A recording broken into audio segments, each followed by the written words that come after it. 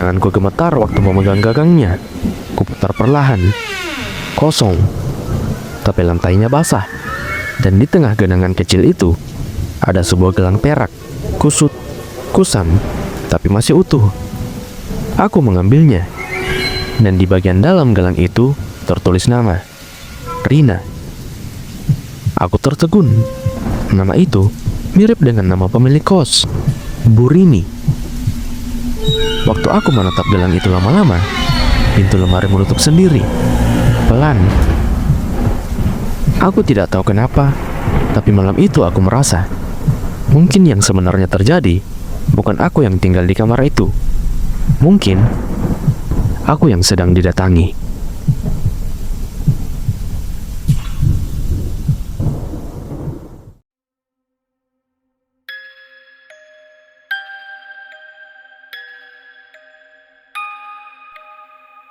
Sejak malam itu, malam saat aku menemukan gelang perak bertuliskan nama Rina, tidurku tak pernah benar-benar tenang. Setiap kali aku memejamkan mata, aku merasa kamar ini tidak pernah benar-benar kosong. Ada sesuatu di udara, sesuatu yang membuat bulu kudukku selalu berdiri. Kadang, aku merasa ada yang duduk di ujung ranjang. Kadang, aku mendengar napas di dekat telingaku. Padahal, aku sedang sendirian. Pagi ini, Bu Rini datang membawakan teh hangat seperti biasa.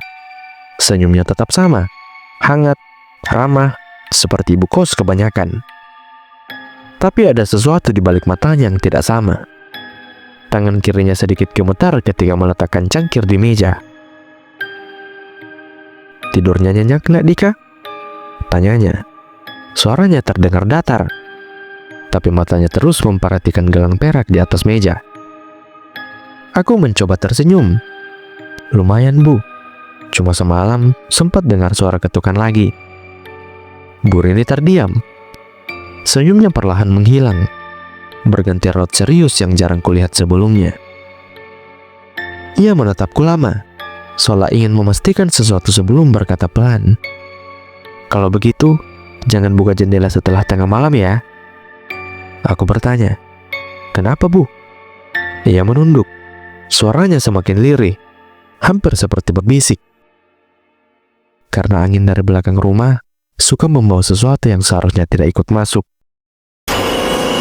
Aku merinding. Sebelum aku sempat bertanya lebih jauh, Bu Rini berbalik dan berjalan pergi. Tapi anehnya, langkah kakinya tidak terdengar sama sekali di lorong. Soalnya ia tidak benar-benar berjalan, hanya menghilang. Sore harinya, aku bertemu Aldi di depan dapur. Ia terlihat jauh berbeda dari terakhir kali kulihat. Wajahnya lebih pucat, mata cekung, dan pundaknya menurun. Seolah dia sedang menanggung sesuatu yang berat. "Kau yang sekarang tinggal di kamar ujung kan?" tanya Aldi. Suaranya parau, seperti orang yang baru saja sakit. Aku mengangguk ragu. Dia mendekat. Pandangannya tajam tapi kosong. "Kalau malam ada yang meletup, jangan jawab," katanya pelan. Aku diam. Dia menatapku lebih dalam, lalu menambahkan, "Dan kalau kau dengar namamu disebut dari dalam kamar, keluar. Jangan lihat dari mana asalnya." Aku menelan ludah. "Maksudmu apa?" Aldi terdiam cukup lama. Hujan di luar makin deras, dan hanya suara air yang terdengar di antara kami. Lalu, dengan nada bergetar, dia berkata, "Aku pernah di kamar itu juga, sebelum kau datang. Tapi waktu aku mulai dengar suara perempuan dari dalam lemari..." Ia berhenti, tangannya mengepal. Aku pindah sebelum terlambat. Aku ingin menertawakannya, tapi mata itu terlihat seperti mata seseorang yang sudah melihat sesuatu yang tak seharusnya dilihat manusia.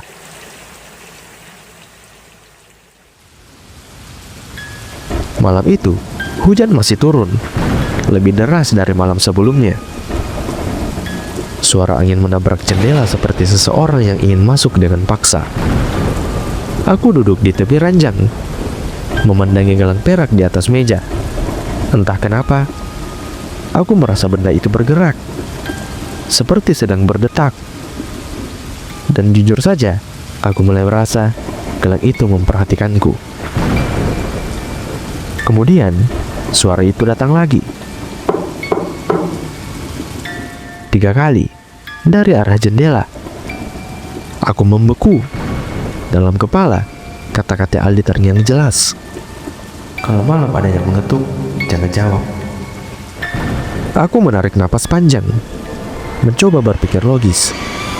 Mungkin ranting, mungkin angin. Tapi detik berikutnya, gelang di meja itu hilang. Aku panik. Mataku menyapu lantai, kasur, bawah meja. Tidak ada. Dan saat aku berdiri, aku melihatnya.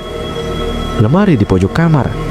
Gagangnya bergetar pelan, seolah ada yang berusaha keluar dari dalam. Aku tak bergerak.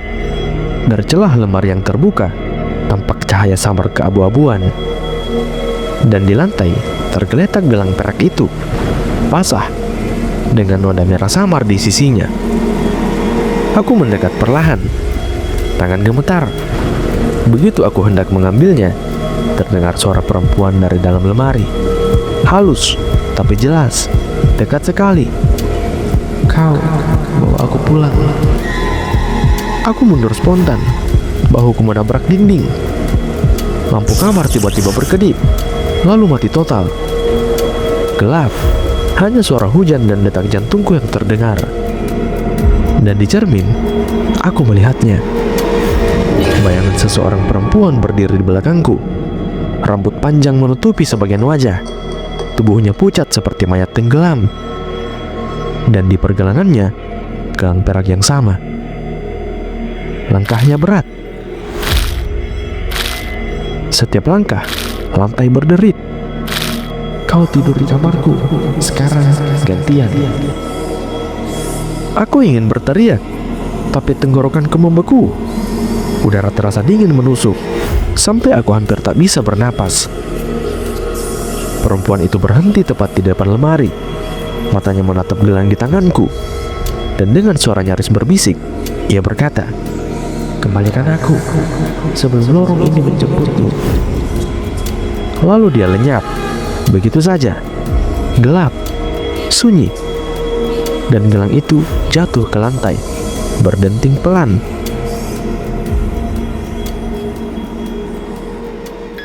Pagi harinya, aku mencari Aldi.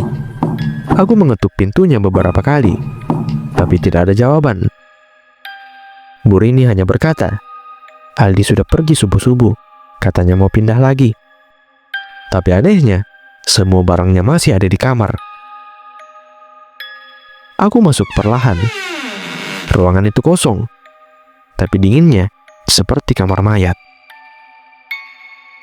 Di atas tempat tidurnya, ada sesuatu yang membuatku terpaku. 2 gelang perak. Yang satu bertuliskan Rina, dan yang satunya lagi, Dika. Aku mundur. Napasku tersengal. Dan dari arah lorong, terdengar langkah kaki pelan. 1, 2, semakin dekat. Sekarang giliranmu.